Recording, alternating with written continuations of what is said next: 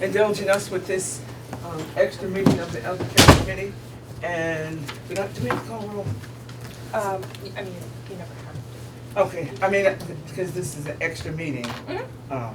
So I will note there's a quorum present. we are a quorum present. Just wanted to make sure that the Elder Care Committee had an opportunity to meet the candidate who is being presented to us this evening for the next administrator at Shaker Place, and to address any questions that they might have, or anybody else a part of the legislature who may have some questions who were not at the Personnel Committee.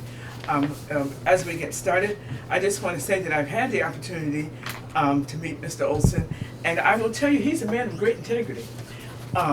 Because we've been speaking over the last month or so, he never breathed a word of this to me.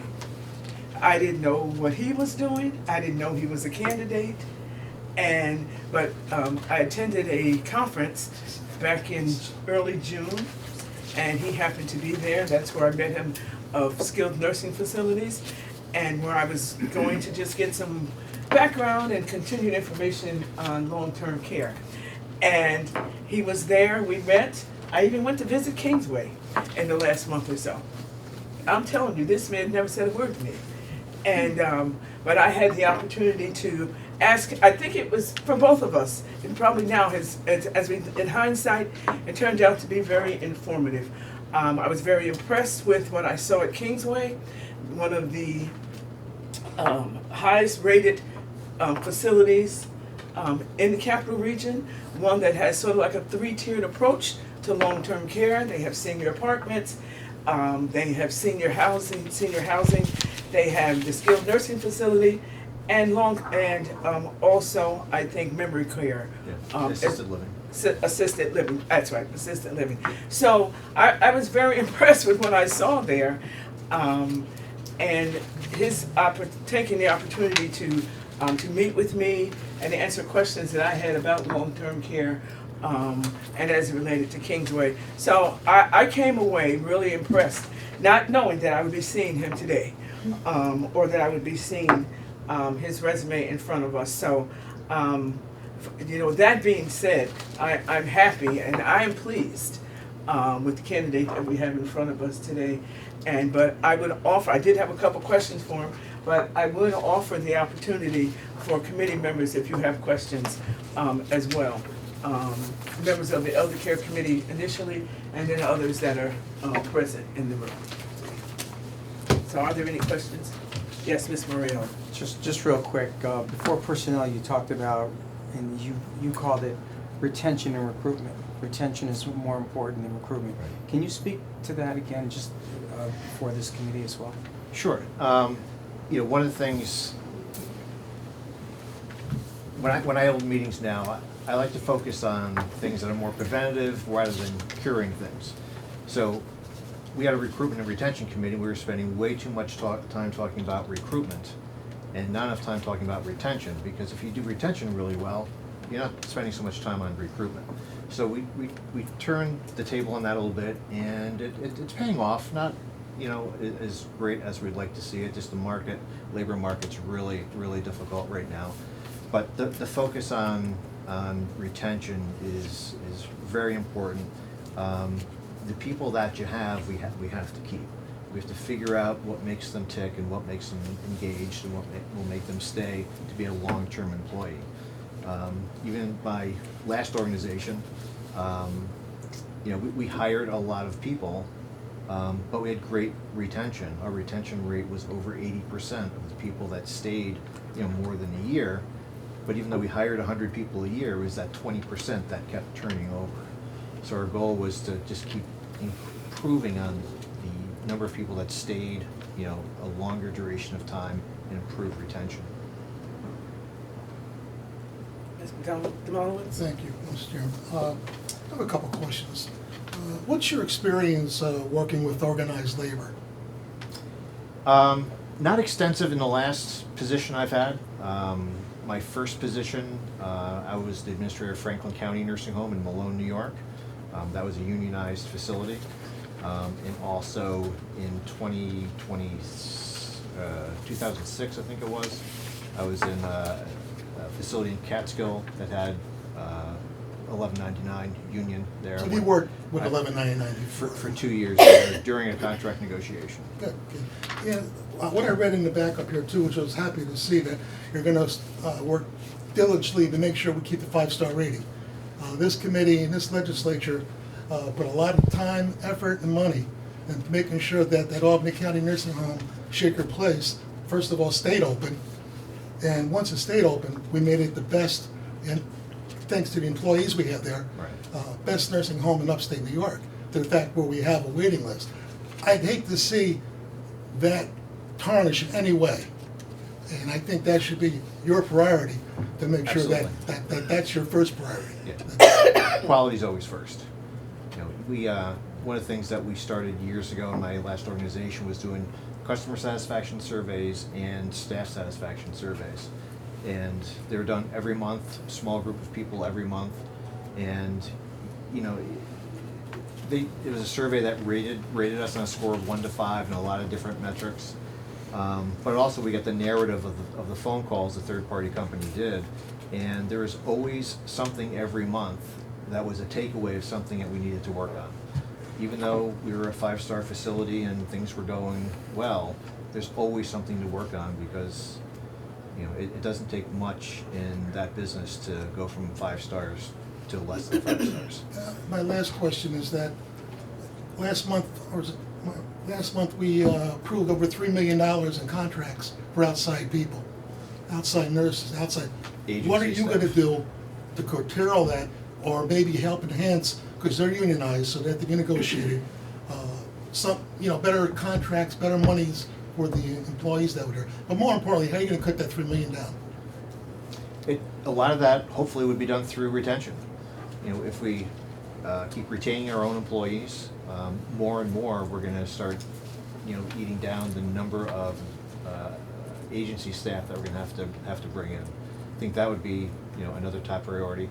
And, you know, I think we really need to look at, you know, the reasons why people come to work at Shaker Place, and tell our story, get it out there, make it a place that people will want to come work in.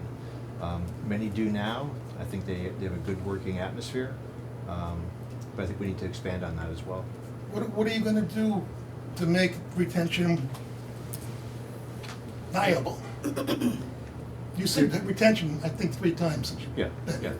So what's your plan Again, to it's retain these really employees? getting out and hearing what the employees have to say, what is important for them. The money's important, their paychecks are very important, but there's a lot of things beyond their paycheck that are meaningful to our staff. It's just, do they like coming to work? You know, is the work environment currently good? Is it a good culture where they're going to work every day? I've long held the belief that people don't quit an organization, they quit their supervisor. So supervisor training is another huge area that our industry fails on all the time. It's something that I think we, as an industry, and I'm not sure what the supervisor training is like now at Shaker Place, but it's something to look at. I think the new, no, this is my last one. No. I think the new nursing facility for the daycare, I think would be a big asset for you trying to retain employees and hire more employees. Yeah. That's gonna be big. And I've been advocating to the state through the New York State Health Facilities Association to get the state to pay for childcare for employees of nursing homes. That's great. Well, thank you Yeah, for your which they time. did back in the 90s. We did a lot of things back in the 90s. The governor closed them all, namely psych centers. Ms. Cunningham has a question. So working in long-term care is one of the most challenging healthcare environment. I work in home health, which has also got its enormous challenges. There are some unique challenges facing the skilled nursing facility community that are curveballs coming fast, like staffing ratios, like quality measurements that are new, and other kind of federal requirements that are coming fast and furious. Aside from workforce, which is the #1 challenge in healthcare generally right now, and COVID's made it worse and more intense and more competitive among sectors. Aside from that, how do you prepare for those kind of challenges that, again, are your future battleground areas to Yeah. try to manage and succeed at? Depending on what the issue is, if it's gonna be based on, the performance metrics of the building, it all comes down to training staff, making sure staff have the proper education and training so that they know they're doing the right thing and that they can continue to do the right thing. Whenever something bad happens any place, very often it comes down to inadequate supervising and training, so I think that would be really important. But, staying on top of all the new Band-Aids coming down the road, and really evaluating what they mean to the organization and preparing for it and getting ahead of it, so that we're not playing catch-up after it's implemented. So just being proactive. And I liked your AHCA work that you've done, so. Thank you. Yes. Just to follow up on what Gary said, with the employee retention, at all your stops here, what do you think you did? Give me an example of something you did at those stops, not in generality specifically, at any one of those stops to employee retention. Yeah.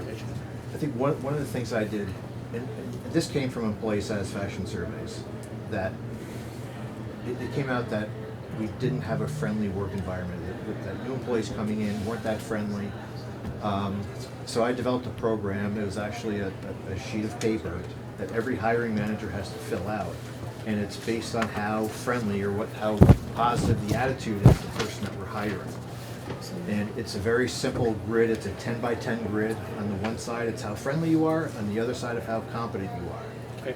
There's no science behind it. It's just something I made up to make it look good, to make it visual for the hiring manager. And the takeaway was you had to be an 8 or above in your friendliness and attitude to be hired, but only a 5 or above for competency. So the takeaway there is we hire friendlier people. If we have to train them, we'll train them. But friendlier people will come in and make the whole environment more friendly, and people will want to work there and work with their coworkers. All right, one more I question. think that's had a really positive impact, and what I've seen is in subsequent satisfaction surveys, I've seen the number of people that says we have a very friendly staff. So one more follow-up, and thank you for answering that question. You mentioned that in all of your travels, though, and dealing with all these employees, I think you mentioned supervisors are their biggest issue with not staying. Is that carte blanche across all of your jobs, would you say, or do you think it's not pay? Because no matter what industry, it's usually not pay. A lot of times it is supervisor. What do you think it is, other than supervisor? As far as why people leave, Yeah. very often they think a job is better down the street.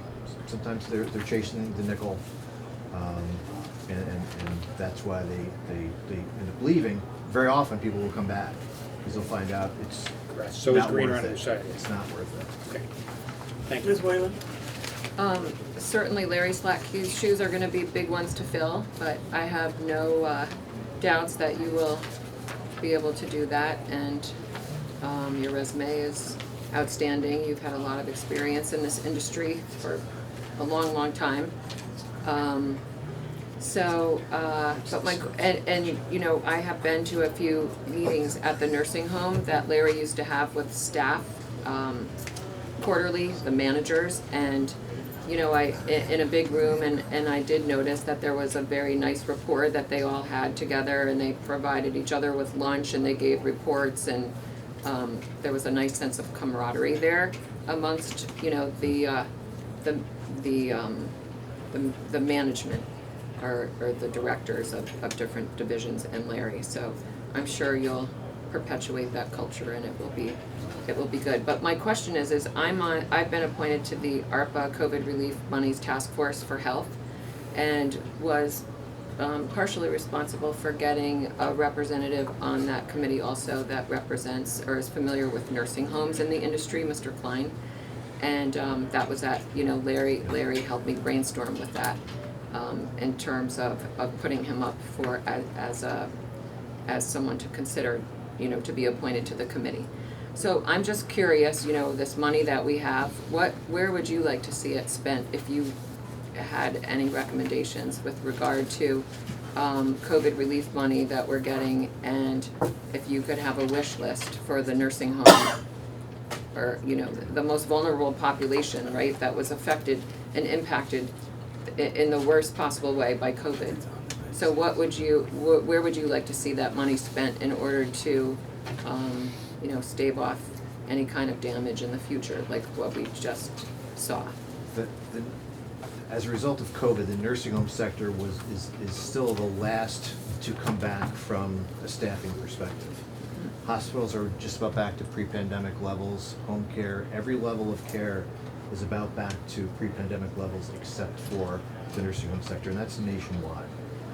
I think, you know, those kind of, whatever the fund is, you know, if that could be put towards things to help with recruitment and retention. You know, we don't need any more masks and tests and any of those things. We need resources to help people find a way to work in our building. Is it my turn to have a question? Okay. One of the main things that I'd like to get your perspective on, what do you see as the challenges or the opportunities that come from moving from a proprietary organization to a government-run organization, managed organization? So could you give me your perspective on that? Yeah, you know, I think particularly in this situation, you know, the facility is state-of-the-art, and there's also a large plot of land there as well. I think, you know, given the opportunity from a county's perspective and not-for-profit's perspective to access resources to expand on other programs, whether it be assisted living or independent housing or outpatient therapy or transportation, you know, those are the things that, you know, I come from an organization that has the multi-different levels of care, and it all works really well together. Because people, you know, age in place through a community, and if we could create that kind of a community on that campus, I think that'd be a wonderful thing. Well, I'm glad to hear you see that in the future of what we're trying to do. Another one a concern I had, you talked about quality. You mentioned that term earlier, and quality of care and quality of life are issues that are of importance to me as I look at our residents. And you come from a facility that was not very diverse in residents. The Albany County Nursing Home has about a 9% rate of diversity in terms of their residents. Tell me what your approach will be to that, since most recently you're coming from a facility that does not have a high level of diversity. Yeah, I think the best example of that is what we talked about in my office, and I forwarded you a form that is used by our recreation staff. And the first day or two of a resident stay in our facility, my last facility, the recreation social work staff sat with the resident and their family, and they wrote out a full page, you know, all pre-filled questions about who you are as a person, your background, your family life, your professional life, and that gets posted in the resident's room so that every staff member that comes in to care for them really knows about that person, who they are, and what they're all about. Because, you know, we all knew, you know, my father and my father-in-law in my facility in the last year. And very often the person that comes to the nursing home is very different from the person that was out in the community 20 years ago. But no one would know that unless you took the time to write it up so that staff would know that. And I would also like to encourage, even some of you talked about training earlier with staff. You know, it's cultural competency training. I think it's very important. Do you have any comments on that in terms of with staff as and just dealing with the diversity of the residents in the nursing home? Yeah, I would really rely on, you know, our social work and recreation staff and look for whatever outside resources there are to bring in and help us along that path. You know, diversity, equity, and inclusion is a huge topic and is a very important topic. And I think it's, you know, I'm not sure we have the resources from within, so I think we might need to look outside and see what resources are out there to help us down that road. Okay, and finally, what's very important to the legislators is our interaction with you as the leader of the organization. I know that, and I would say that I am not probably unique in this, and that we had the opportunity when we reached out to Mr. Slatke. He was very responsive. And that was my experience, and by the nods around the room, I think that that's consistent. I would hope that we could look forward to that same kind of relationship with you as legislators when we reach out for assistance, knowing, we're the best game in town now, there's no room at the inn. But I do hope that we would have the opportunity to have that same type of working relationship with you. Absolutely. I look forward to working with everyone. That's all I have. Motion? Second? Motion and second that we confirm our candidate for the next administrator for Shaker Place. All those in favor? Aye. Any opposed? Thank you very much, everyone. Motion Thank to you. adjourn, second. Ready to go. Thank you very much. Thank you, Ms.